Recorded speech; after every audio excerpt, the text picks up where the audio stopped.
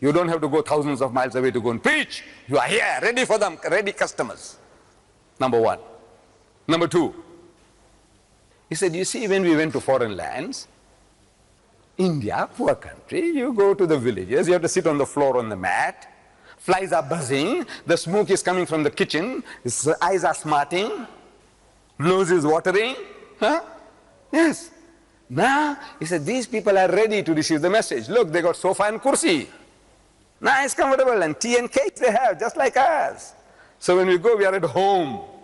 Culturally, you are ready to receive the message, far more than your brothers and sisters in India or Pakistan. 2. 3. He said, you see, when we went out before, we had to learn the native's language. You have to learn your language, whether Bengali or Punjabi or Sindhi or Gujarati. They had to learn your language to preach to you. Now, you have learned his language. How beautiful. Look, you're ready to receive the message. Look, are you listening to me? You understand what I'm talking in English? Yes, so you're ready to receive the Englishman's message. The Christian's message, same. Same language, he doesn't have to learn your language. No matter what language you speak at home, Urdu or Punjabi or Sindhi, he doesn't have to learn all that. He speaks to you in English. So you have learned his language. Linguistically, now you are ready to receive the message. Previously, when they converted any one of us in our motherland, in a village or a town, he becomes like a sore thumb. Everybody sees that guy going and says, that murtad, kafir, mardud, you know, he's a traitor. No? You make him out, there goes the traitor, there goes the traitor. You feel like spoiling him. Today, he can get lost in the majority. There are 60 million Englishmen. Among them, one convert and another convert, he can easily digest it. He doesn't stand out anymore as a sore thumb. Previously, the governments were against your conversion. Pakistan doesn't like it. There are missionaries making inroads into the country. There are 200,000 Christians in Sialkot on the border with India, a potential fifth column of 2 lakh. There are so many cities in Pakistan which has an average population of more than 100,000 Christians around Peshawar, Rawalpindi, Quetta.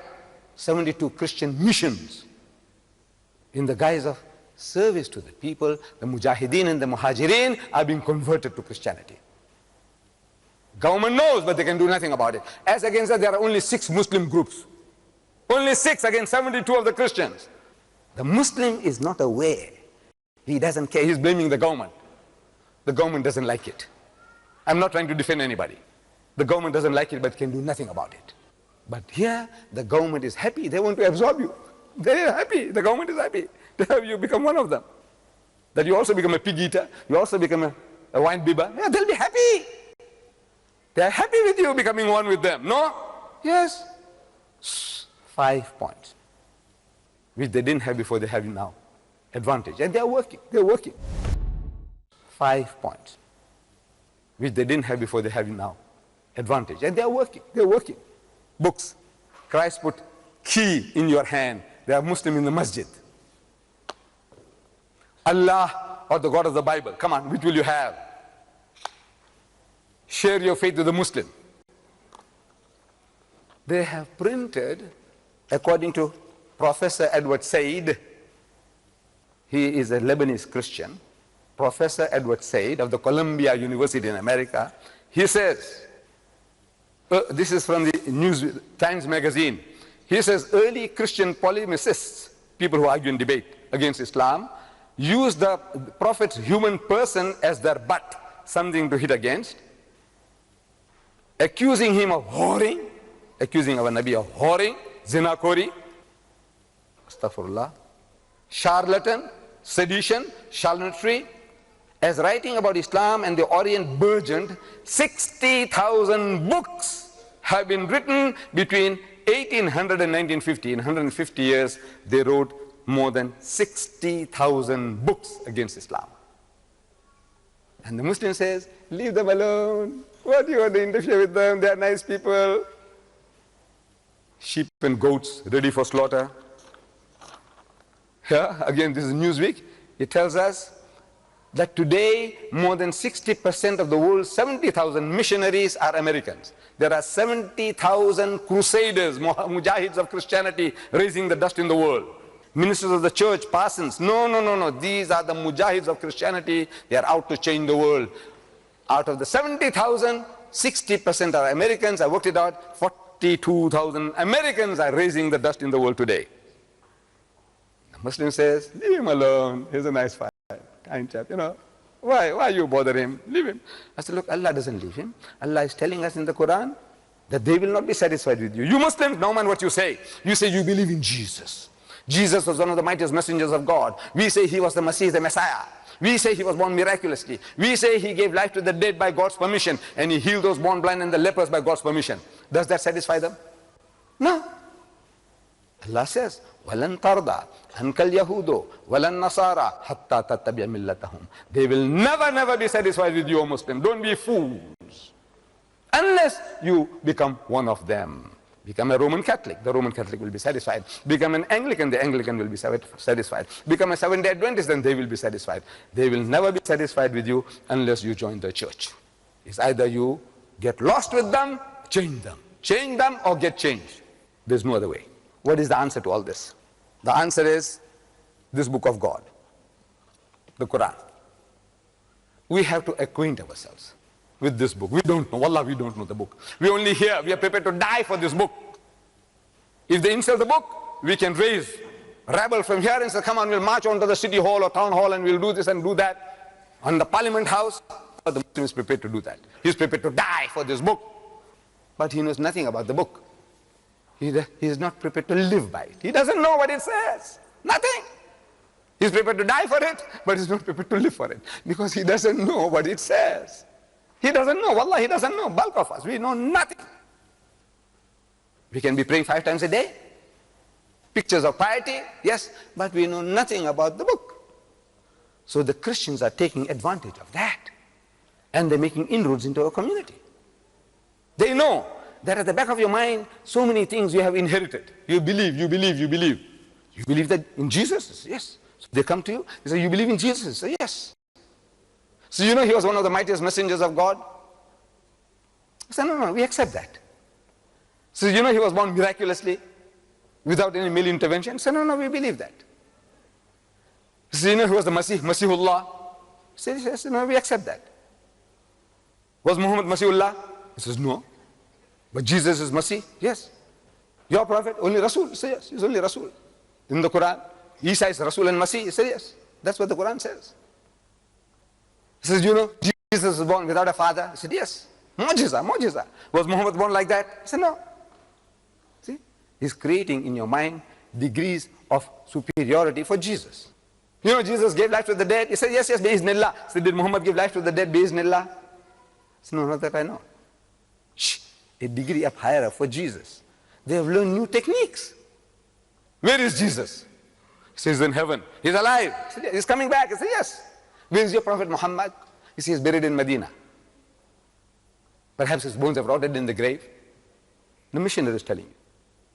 So no, we believe he's Hayatun Nabi. He's the living prophet. Yes, that's metaphysically. But physically, maybe his bones have rotted in the grave. So he said, maybe. So don't you think God had a purpose in doing all that? He does for nothing. Go on, argue with him. Talk with him. We are losing. Wallah, we are losing because you are not equipped. So we said, look, we have answers for this. There are books available. Get them. Books. For this particular field of activity. Books. Christ in Islam answers all those problems. Is the Bible God's word? It answers all your problems. Crucifixion answers your problems. Muhammad, the Prophet of Islam, answers your problem, and on and on. All these books are available from the Islamic Propagation Center in Birmingham. Get them, master them, and now you go and share with them. You go and knock at their doors what the Bible says about Muhammad, and on and on. What is his name? Books after books. But the book of all books is the Quran. We have to master this book ourselves. We must know what Allah wants us to do, what He says. And this book is available here in the foyer. You know how much? This book. This encyclopedia of 2,000 pages, you know how much? £5. £5. Wallah is cheap. Wallah is cheap. Dirt cheap. If you only know, try and buy a book. I don't know whether you ever purchase any books at all, because we are not a reading people. Allah makes us Iqra community. First verse of Revelation, first word Allah gave our Nabi, he said, Iqra, read. And the Muslim says, La Iqra, we don't read. Yeah, he doesn't read. The Muslim is a nation that doesn't read. You know that? Not even newspapers. Look at this. This Bible here. I purchased it from Birmingham, from Hudson's, newspaper bookshop called Hudson's. This Bible here, I paid £9.95. 10 pounds, 5 pence short of 10 pounds. With VAT, I think it was more than that. For the price of one of this, you get two of this, £5 each. 2,000 pages with Arabic text, translation and commentary. And you owe it to yourself. You know the verse I quoted. وَلَن تَرْضَى أَنْكَ الْيَهُودُ وَلَا النَّصَارَى حَتَّى تَتَّبِعَ مِلَّتَهُمْ. Where is it? Go and check up in the Quran. What does Allah say? I said, it is in Surah Baqarah. Where do you find Baqarah? In the Quran, the Indian Muslim, the Pakistani Muslim, the African Muslim, where do you find Baqarah?